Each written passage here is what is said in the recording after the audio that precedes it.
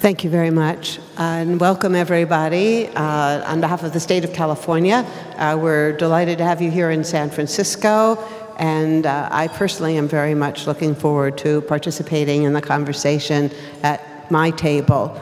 I think we're all here because we have something to say, as well as something to hear from each other. So I don't intend to prejudge any of that, but what I do want to do is to say that this discussion about climate justice and how to advance it is absolutely at the heart of everything that's happening here this week at the Global Climate Action Summit.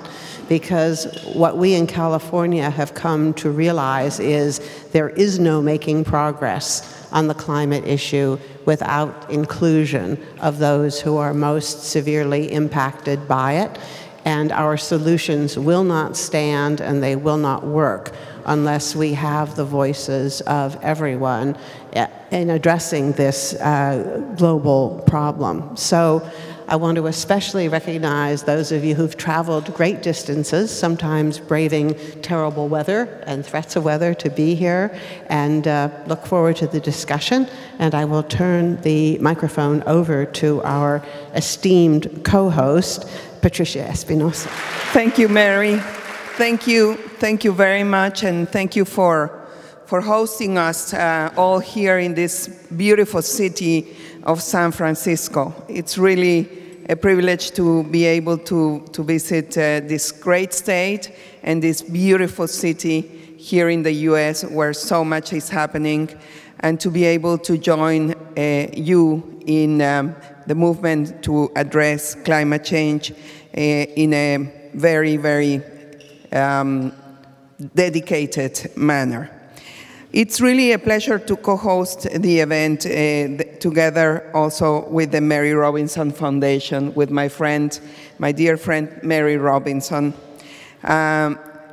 Mary has been really instrumental in making the conversation on gender and climate move forward. And her foundation, under her leadership, has been and continues to be an excellent partner with UN climate change. We value, appreciate, and really need that close relationship.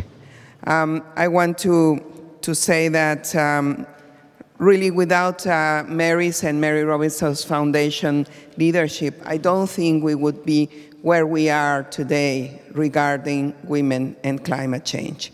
Having been able to adopt at the last COP a work program would not have been possible, and it has not been easy. So I want to acknowledge and recognize Mary. Would you join me in giving her an applause?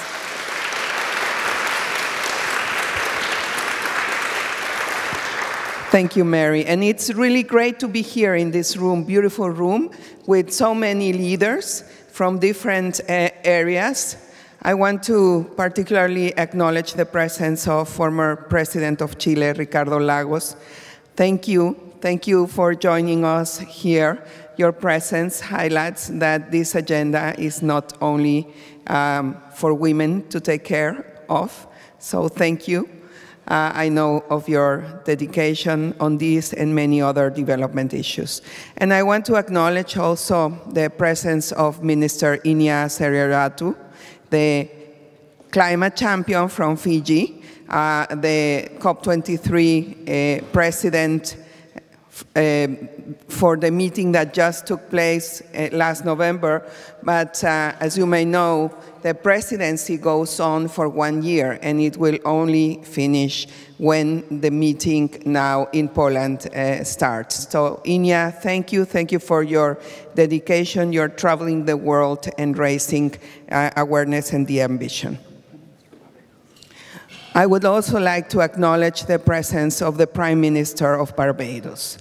Thank you, ma'am. Thank you for being here. Thank you for your leadership.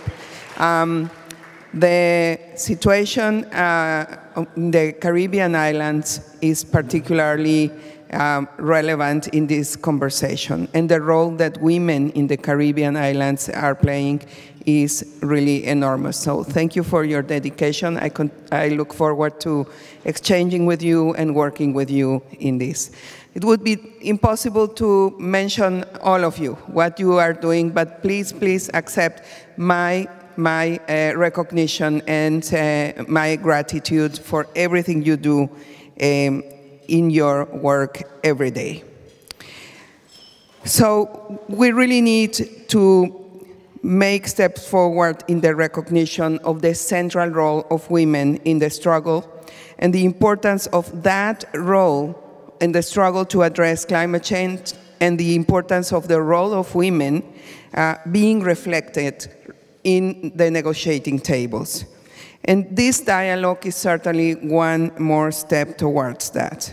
And I know I have said it before, but it bears repeating. We simply cannot achieve our global climate change goals if half of the world's population is left out of the conversation.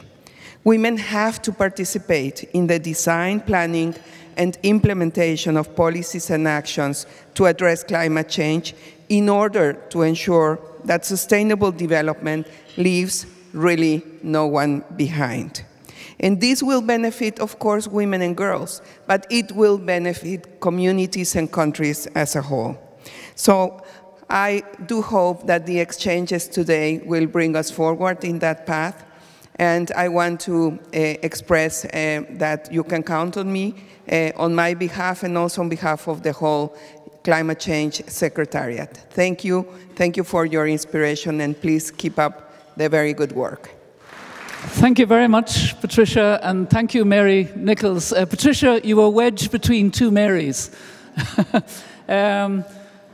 There are a number of very distinguished participants, and Patricia has acknowledged some of the more distinguished. I'd also like to acknowledge Minister Shaw of New Zealand, and there are a number of distinguished ambassadors and leaders, but actually that doesn't matter at this meeting, because these are listening and learning circles. You're all sitting around at tables where everybody is equal in this context, which is how it should be, so that we can change the conversation about climate and really value the participation of women. And I'm not actually going to say any more words about that. I'm going to talk about the learning circles that you're all taking part in. And we're here to discuss how we can overcome the barriers to enabling women's participation in climate action. And to do this, we will listen to each other at these tables and work together. Learning circles provide a safe space for respectful and solution-oriented dialogue, informed by the experiences of all the participants. And I'm very glad to see that, although we're talking about women's participation, that we've got a good sprinkling of men, which is important for this conversation. Learning circles are used in many cultures to honor and share collective wisdom of a group, embodying the principles of equal participation and reciprocity. And these are the principles that underpin the Talanoa dialogue undertaken by the Fijian presidency of COP22 to enhance ambition on climate action. And yesterday, when I was on a panel with INEA, I particularly noted that Fiji had lent a cultural word to the whole dialogue towards the next COP, the Talanoa dialogue, which we're all contributing to, and I think that's very impressive. The learning circle this morning will last for about 60 minutes, and you'll discuss two questions posed in the materials that you received, but they're on your table, and they are: what are the barriers to meaningful participation of women, especially those from local and indigenous communities? And we have some great local and indigenous representatives. In the design, planning and implementation of climate action at local and national level? That's the first question. And the second one, which is linked, is what is needed to overcome those barriers? Each table has a chair and rapporteur. I want to see if that happens, actually. So would the chairs and rapporteurs at each table put up their hand? Okay, chairs, rapporteur? Yes? Who's the rapporteur at this table in front of me? Aha, yes. I outed you there, Heather. Chair, yeah, okay, that's perfect. It's all working. And At the end of the learning circles, the chairs will be asked to feed back to the plenary and present 2 actions that can be taken to overcome the barriers. So let's bear that in mind. We're hoping to get a number of ideas. There may be some overlap in the ideas, but that's no harm either. What actions to be taken to overcome the barriers to meaningful participation of women, especially those from local and indigenous communities, in the design, planning and implementation of climate action. And let's remember that the key messages from our event today will help to inform discussions during Friday's session at the Global Climate Action Summit. So we're impacting the summit, the part of the summit to act on climate, empower women. So with that, let's begin now, and I would ask you all to be solution-oriented and in listening mode, and let everybody at the conversation get a fair chance to participate. It's wonderful to see you here. It's wonderful to see so many friends.